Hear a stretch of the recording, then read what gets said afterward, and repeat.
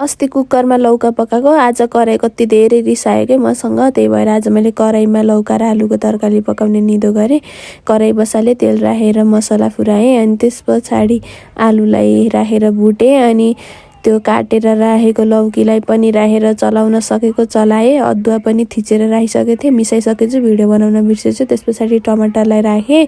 अनि एकछिनसम्म टमाटर गल्न दिएँ। अनि त्यस पछाडि बेसार, नुन, जिरा धनियाँको पाउडर राखेर मजाले फ्राई गरेँ। आज चाहिँ पानी पनि हाल्दिनँ, केही पनि हाल्दिनँ, यत्तिकै ग्रेभी टाइपको बनाएर खाने। त्यस पछाडि काँक्राको अचार बनाउनलाई काँक्रा धोएँ।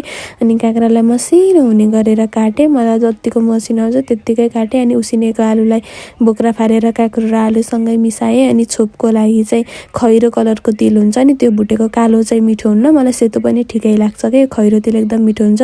नुन अनि चुकमिलो मसला राखेँ। अनि झान्नलाई तोरीको तेल तताएँ, मेथी खुर्सानी